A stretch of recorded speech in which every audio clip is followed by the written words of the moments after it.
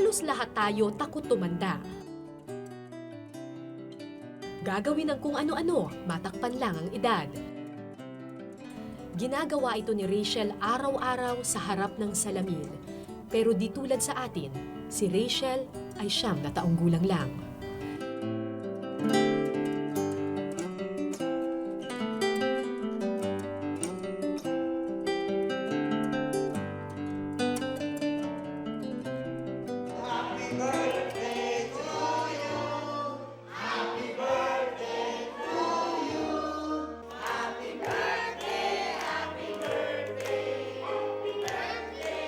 Hindi kumpleto ang anumang birthday party dito sa tahanang walang hagdanan kung wala ang batang si Rachel.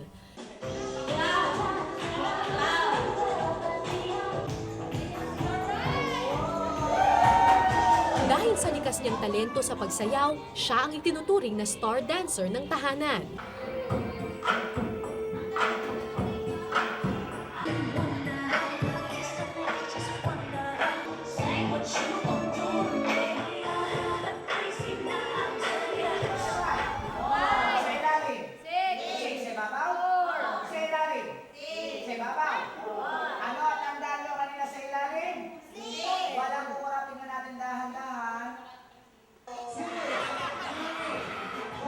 Nung bata ako, ang birthday ko ang pinakamasayang araw ng taon.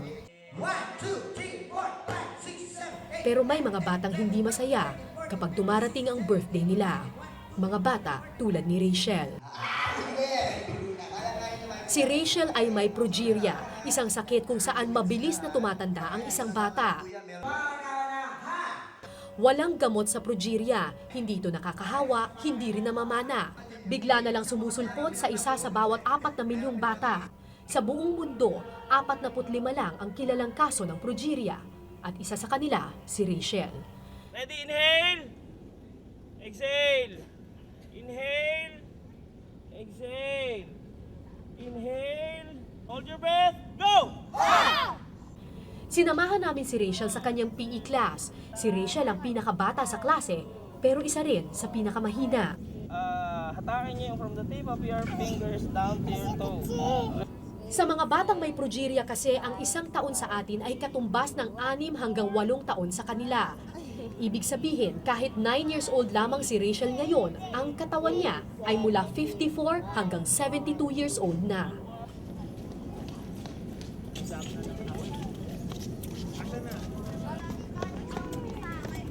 Kaya pagkatapos lang ng 5 minutong takbuhan, Pagod na?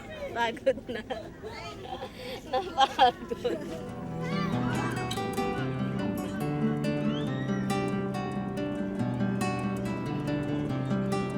gusto man niyang maglaro ng matagal, sumusuko na ang kanyang kulubot na katawan. 1,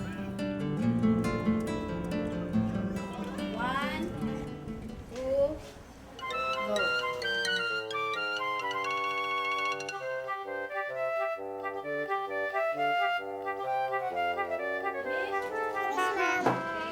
Sa loob ng classroom, nakita namin ang iba pang sintomas ng progeria.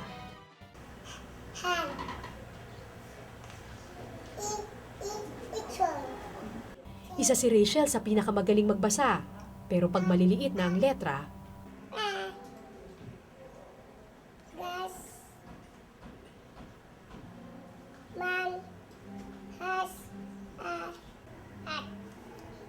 halimbawa sa blackboard tayo, hanggang ano yung, kunyari magsulat ka dito, ano, hanggang saan siya nababasa niya?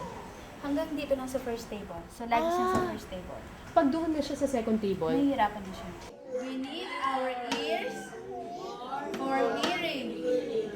We need our feet. We need, at pagkatapos ng ilang minuto, we need our let's see. Mas madali siyang mapagod ngayon. dati hindi siya ganun. Actually, very active siya. Although, active pa rin siya, pero hindi na. Ngayon, mas madali siyang. Kailangan pagka napagod siya, rest. Kailangan talagang magpapahinga siya.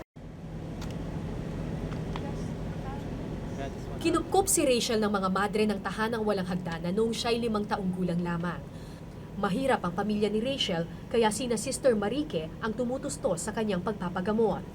Her lifetime, they say, when she will be 13, 14 years. So when she gets to be 14 years old, she dies? Yeah, that is according the research they do all over the world. Rachel is already 9 years old. 9 years, yes. Does Rachel know that she No. has 5 years to live? No. You know, sometimes I just try once to talk about it, but she is, no, I am Rachel. You know, the way she reacts. No, I am okay. So you told her she was gonna die. I said, Rachel, you will live only so many years. No, I live longer.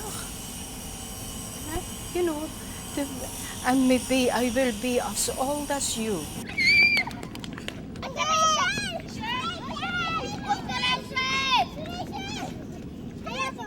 Ano daw sakit mo? Progeria po. Ano daw yung progeria? Ano daw sakit yun? Yung hanggang 50 lang po. Hanggang ano? Yung mga kahit ilang taon ka po hanggang 50 lang po. 50 o 15? 15. Hanggang 15. Tapos, ano mangyayari pag naging 15 ka? Wala na po. Anong wala na? Madidate. Mamamatay ka na? Hanggang 50 lang po ako eh. Nagulat ako sa aking narinig. Napakadali para kay Rachel na sabihing mamamatay na siya. Pero naiintindihan kaya niya ang kanyang mga salita.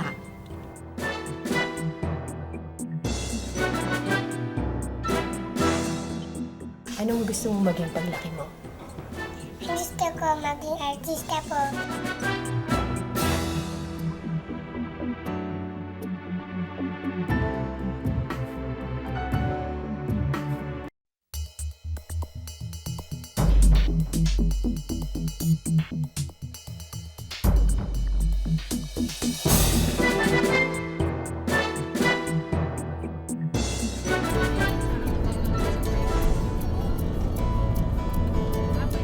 Linggo-linggo nag-iikot si Sister Marique sa iba't ibang probinsya upang magbigay ng pagkain at gamot sa mga may kapansanan.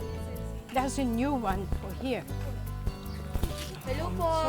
Ang tiyuhin ni Rachel ay isa sa mga tinutulungan ng madre.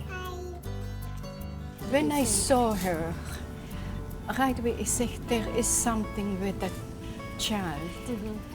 I could not explain it, what it was, you know. It was also the first time I have seen such a child. Say, there is something special with that child. Walang kakayahan ng pamilya na maipagamot si Rachel, kaya hiniling ni Sister Marique na ipaubaya na sa kanyang pangangalaga sa bata. Sumasama na lang palagi si Rachel sa pag-iikot ni Sister upang mabisita ang kanyang naiwang pamilya.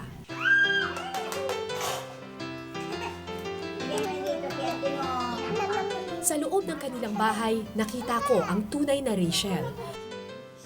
Isang batang makulit at palatawa, isang batang punong-puno ng buhay.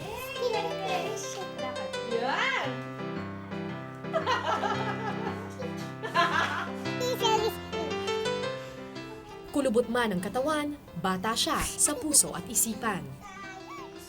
Anong gusto mong maging paglaki mo?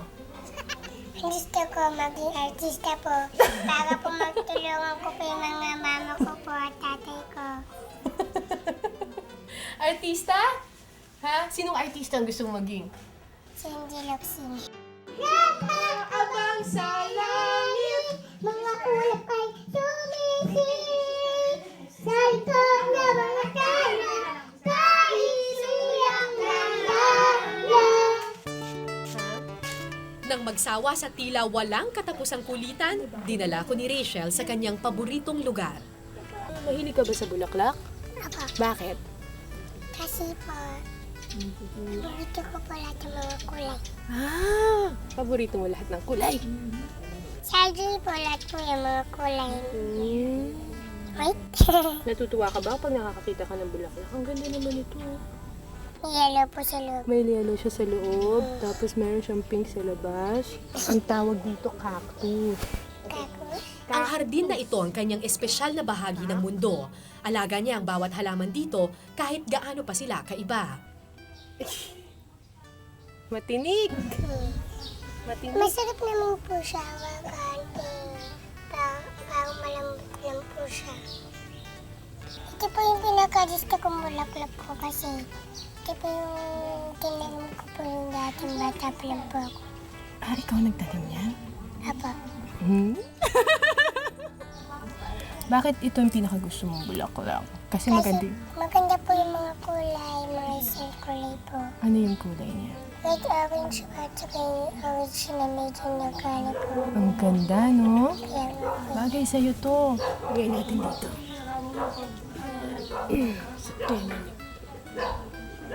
Wow! Ang ganda! Isa lang ang naisip ko noon. Minsan sa sobrang bilis ng ating mundo, madaling makalimutan kung gaano kaganda ang mga bulaklak, ang mga kulay ng mundo, at maliliit na himala nito.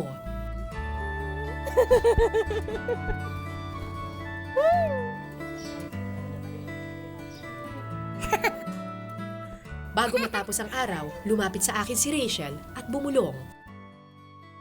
Ate, gusto ko kamusta yung mama ko. Sige, pupuntahan natin siya mamaya.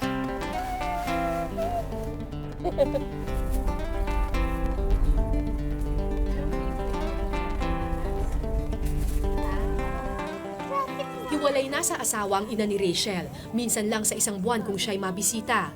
Kaya ganun na lang ang ningning sa mata ng bata nang sila'y magkita.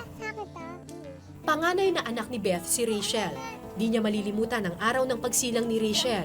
Mukha raw itong anghel. Maganda siya. Tapos yung buhok nga niya, medyo kulot-kulot pa. Makapal talaga yung buhok niya. Parang ganito ba? Oo, lagi Ito, kong iniipitan. kapatid to ni Rochelle, ano? Nung mag-4 na taon siya, anong nangyari? Salit na lumaki siya, palit ng paliit. Tapos nangalubot yung mga katawan niya. Yung mukha niya, nag-iba ng itsura. Parang ano ba? Yung parang nagiging matanda siya. Kumulubot yung balat, pumayat. Tapos yung ng mukha niya, ang kit-kit ng mukha niya, parang manika ng maliit pa Parang yan. ganito. Normal na ipinapanganak ang mga batang may progeria, pero pagpatak nila ng 1 taon, unti-unti nagpapakita ang mga sintomas. Hindi na tumatangkad ang bata, lubha siyang pumapayat, nangungulubot ang balat. Pagkatapos, lilitaw na ang mga sakit na karaniwan sa matatanda. Lalabas ang mga ugat, magkakaroon ng rayuma, hip dislocation at diabetes.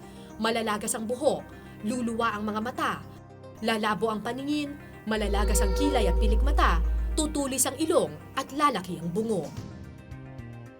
Sa edad na 13, darating ang kinatatakutan ng lahat. Lalabas ang sakit sa puso at sa utak, arteriosclerosis, heart attack, stroke, mga sakit ng matatanda na maaaring ikamatay ng mga batang may progeria sa edad na 14. Anong plano mo pag tumanda ka?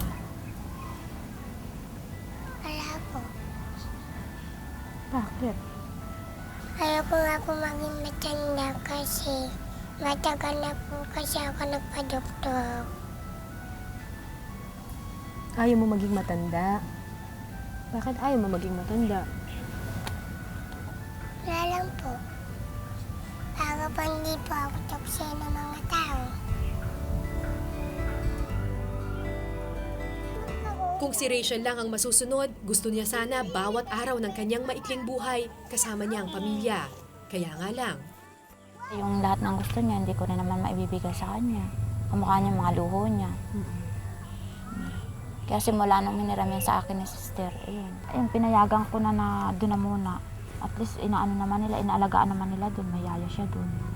Tapos yung lahat ng gusto ng bata na ibibigay nila, mga damit, kung ano-ano.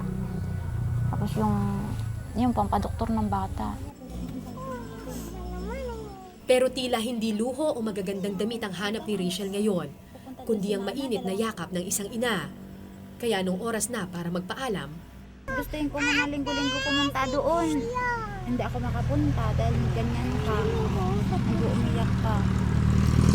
Tahan na. Kasama lang ang loob mo.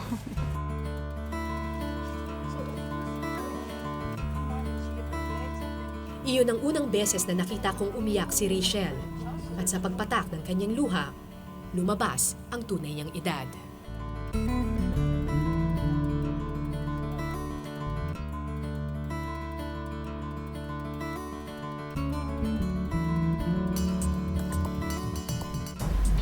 Nung una, ayaw din tanggapin ng mister. Kasi nga, yung dalawa namin, normal tapos siya. Ganyan.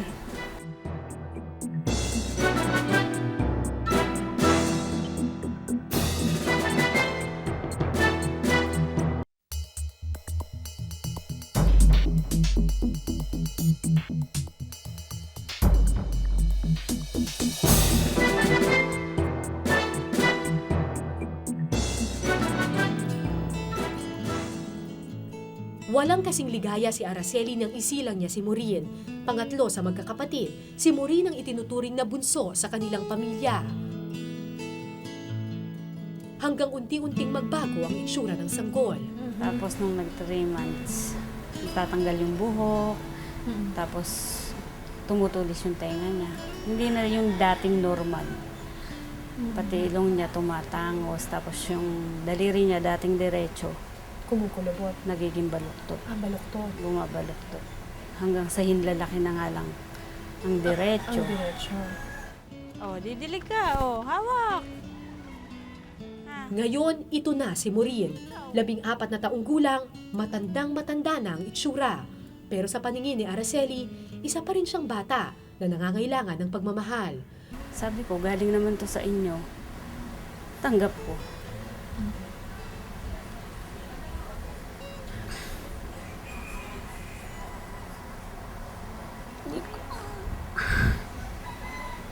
Hindi ko alam. Nung una, ayaw din tanggapin ng mister.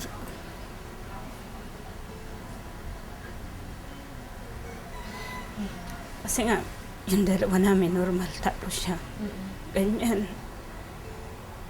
Pero kalaunan, tanggap ko na rin. Sabi ko, basta alagaan ko na lang, mamahalin ko.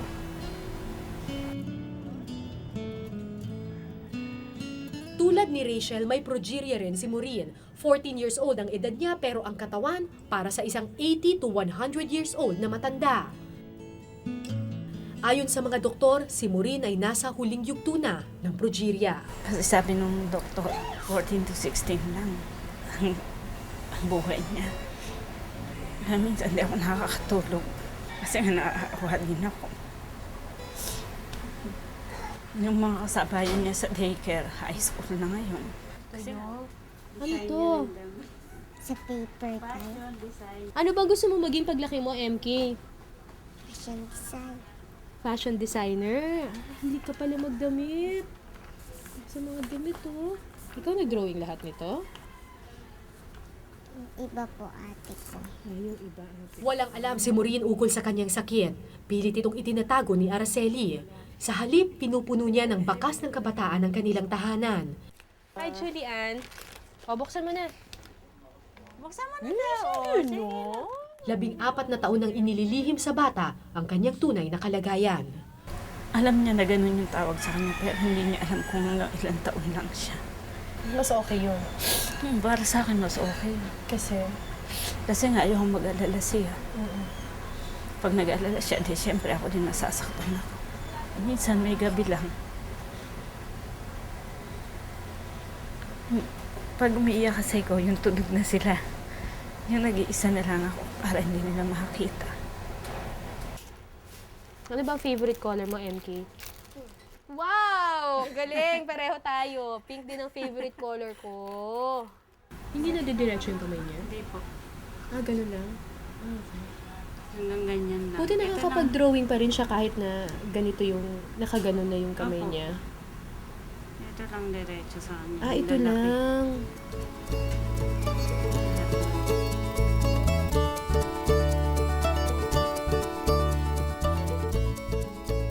Sa kabila ng kanyang baluktot na katawan, pinipilit ni Maureen na gawin ang mga bagay na karaniwang ginagawa ng mga bata. Wow! Thank you! Wow! Dami Sa pa table. Dami mo palang ginawa eh. Ah, ito? Kay Mama. mama. Sa'yo to. Ano ba to? Kwintas? Yan lang sa lahat ng anak ko ang nag-good night kiss sa akin paggabi. Yung sa tatlo. Ito. Yan yung bigay niya sa akin. Ano sabi niya? Sorry naman. Kasi naging bakulit po ako at salbahing anak. Sabi ko nga okay na din. Kasi sinapaligaya ko siya, paligaya niya ako. Ito, puro puso. May puso-puso ba yan? Oo, teka. Tingin ko yung magic pen niya. Bunso! So, titingnan daw ni ate yung mga heart na dinrawing mo dito. Doon sa pouch mo, sa bag. Diba? Ayun! Ang daming heart! Ang Ilawan mo daw. galing! Bakit lagi mo sinasabi makulit ka? Makulit ka ba?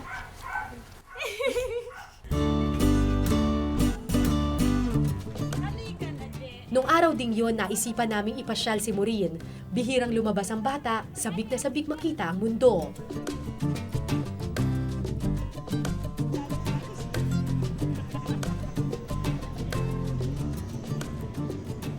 Unang pagkakataon niya itong makita ang dagat, kaya matyagang pinanood ni Maureen ang paglubog ng liwanag.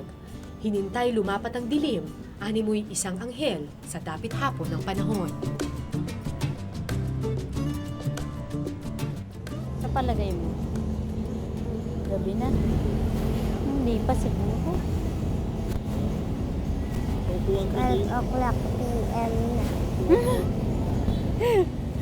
Gabi na nga. Pag ganun. Kapraso na lang yung liwanag, oh. Kanina malaki.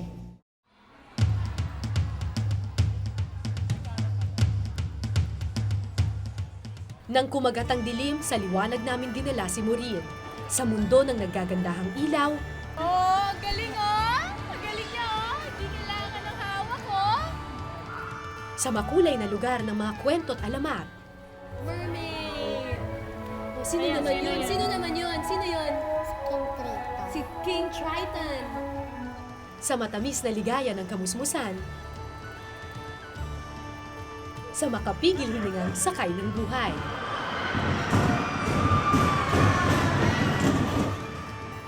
Pagkatapos ng nakakahilong roller coaster, pahinga muna kami ni Maureen.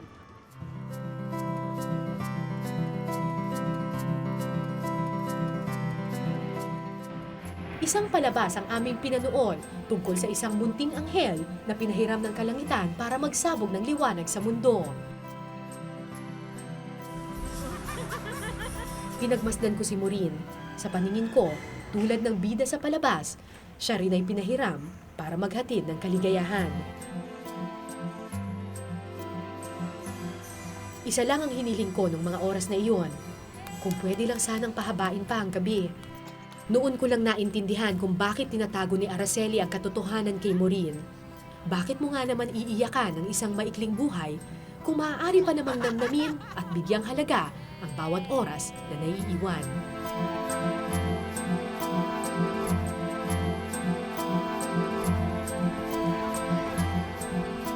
Thank you!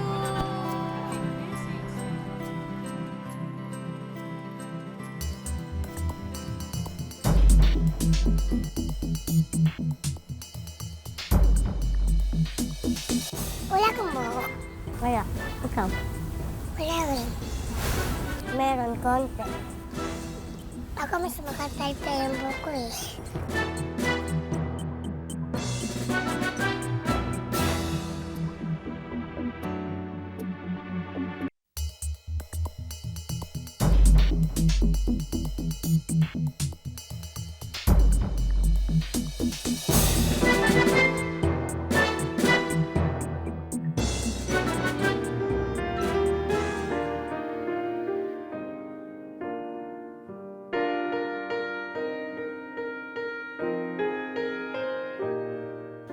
Limang bata lang ang kilalang may progeria sa buong mundo. Kaya ang mga batang may ganitong sakit, inaakalang lumalaki sila ng nag-iisa.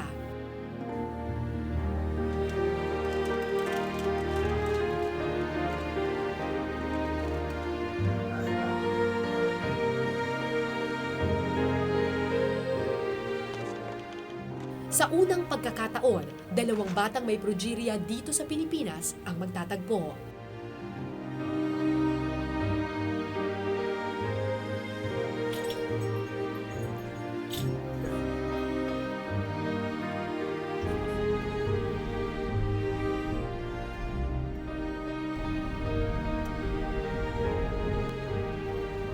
na tayo.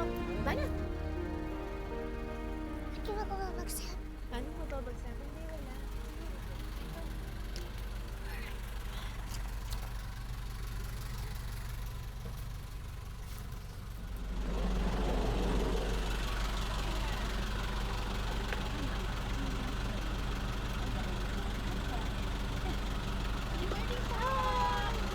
Hi, Maureen!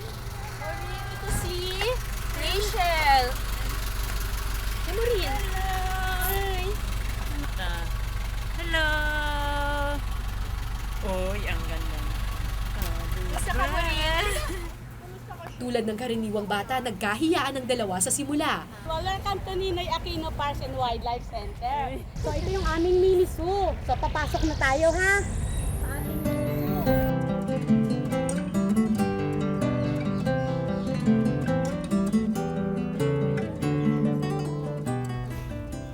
Ayun, ang ganda.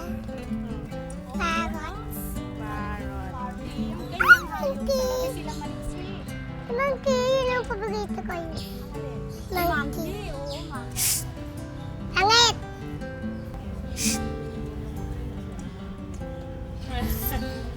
Inisnap ako. Inisnap ka?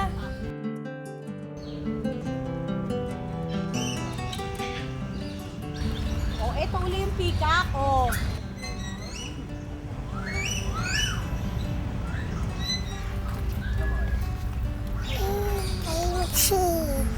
Pero nang makitang marami pala silang pagkakapareho, di lamang sa itsura, kundi sa mga bagay na kinagigiliwan at kinatatakutan nila. Huwag ka matakot. Huwag ka naman, mabait siya.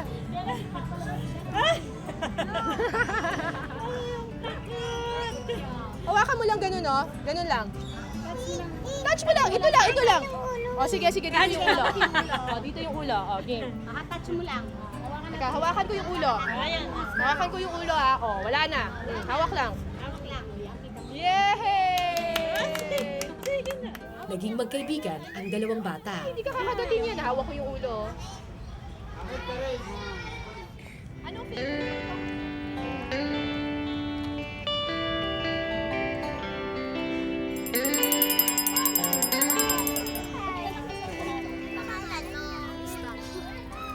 Si Rachel.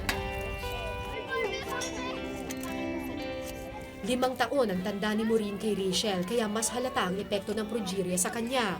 Hindi pa alam ni Rachel na si Maureen ang muka ng kanyang bukas.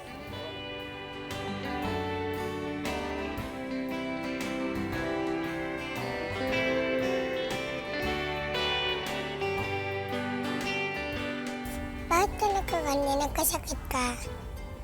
Hindi. Nung unang bata ka, ganyan ka na? Ano?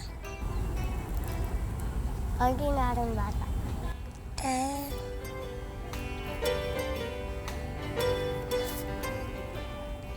So, kung nagkasakit ka, nagkaganyan ka na? Habang lumalaki. Ah. Habang lumalaki, gumaganyan ka na. Ilang taon na yung kapatid mo? 17, tsaka 18. Titindahan na pala kayo sa akin, ha?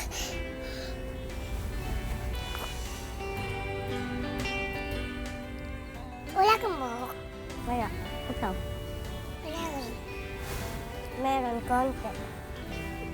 Ako mas makapal pa yung buhok ko, eh. Ipagkupit lang ako. Bumili ka ng ganito, wig. Ayoko. Bakit? Pagpagawa ka ng wig, eh. May wig ako, kaya lang ayoko suot. Buong buhay ni Maureen nagtatanong siya kung bakit siya naiiba. Wala pa ring sagot sa kanyang pag-uusisa. Pero ngayon, alam niyang di na siya nag-iisa.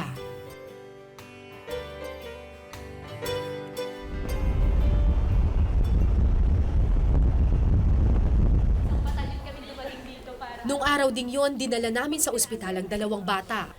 Check ko lang ito. Pwede ko itong Pinasuri ang kanilang katawan, dugo, atay, bato at ang puso.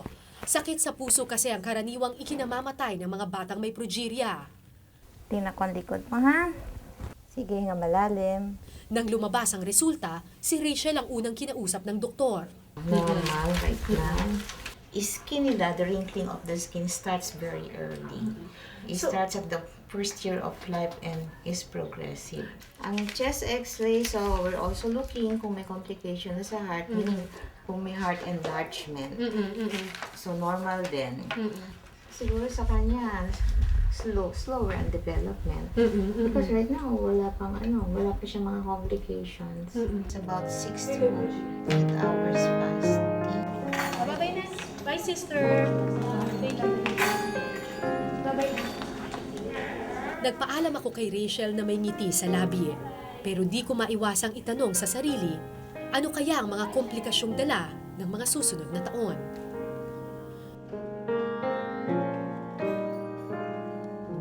Kaya ito yung typical manifestations yun ng progeria, kita mo yung scalpel nose, yung prominent, yung kanyang yung eyes, and then yung micrognatha din. Yung small chin. Nang tingnan si Maureen, Small face for the mature large set. Parang namamanhit. Ito Maureen, no? Dito. Yan. So, ha? Okay. Picture tayo mamaya, ha? Okay. So, ano po ma'am? Labasin muna natin. Sige, doon muna si Maureen sa Maureen, Magbasa ka muna, ha? kakausapin lang ni Doctor si Mama. Doon ka muna. Sa labas, ha? wala pa mang sinasabi ang doktor, kabado na ako. Yung puso niya malaki, yung kanyang left po na side ng heart na nagpa-pump ng blood. Doon sa katawan po, ang napakataas po ang cholesterol niya. Kasi ang normal pong cholesterol hanggang 200, ang kanya po 265. Ang kanya pong bad cholesterol, kapag po kasi mataas ang sugar, mataas din po ang sugar ni Maureen 131. Ang normal po hanggang 99 lang, meron na rin po siyang diabetes. Walang nagawa si Araceli kundi ang tumango na lang. Ayon sa doktor, malubhana ang sakit sa puso ni Maureen. Kahit ano raw gamot, panandalian lang matatanggal ang sakit. Yung puso po niya, mas matanda po kaysa sa inyo. Kasi importante naman yung quality of life po yung alam niyang mahal siya unconditionally.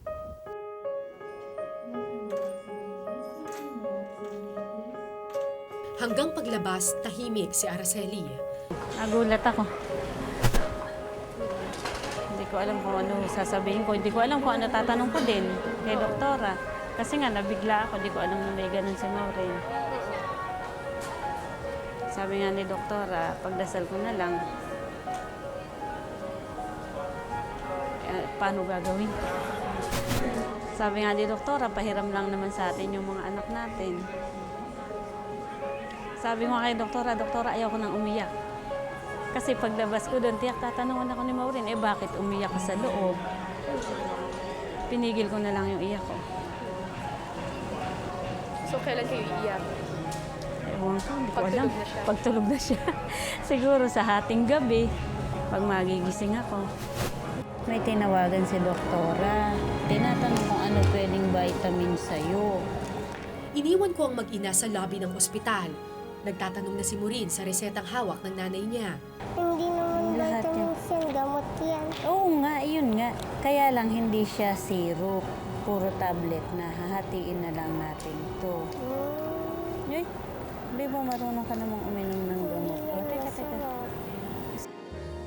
Tahimik na pinasan ni Araceli ang katotohanan. At para kay Maureen, nagpinta siya ng magandang kinabukasan. Hindi ko sasabihin. Mahirapan pa yung bata. Okay naman na ako na lang.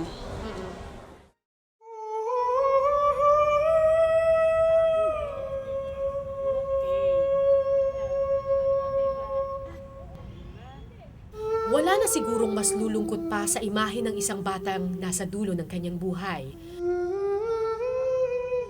Akala ko noon balde-balding luha ang idudulot sa akin ng dokumentaryong ito.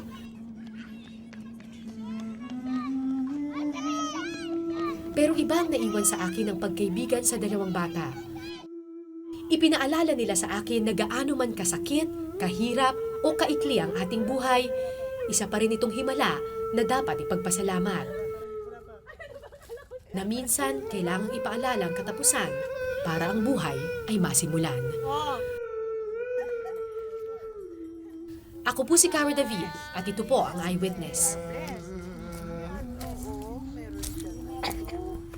Ate Cara, Tito Lloyd, mga kuya, Kikoy, Baby, Linder, Ate Wilma. Una po sa lahat, maraming salamat po sa lahat ng tulong at pagod na ginawa niyo po para sa akin. Sa pamamasyal po mula sa Star City, sa Ninoy Aquino Parks and Wildlife, sa GMA hanggang sa Medical City, at sa pagtulong niyo po para ako ay mapatingnan ng doktor. Sana po ay hindi niyo ako makalimutan. Maraming salamat po ulit. Ingat po kayo palagi. I love you all. God bless. Love, Maureen. Maraming salamat sa pagtutok ninyo sa Eyewitness, mga kapuso. Anong masasabi ninyo sa dokumentaryong ito? I-comment nyo na yan. Tapos mag-subscribe na rin kayo sa GMA Public Affairs YouTube channel.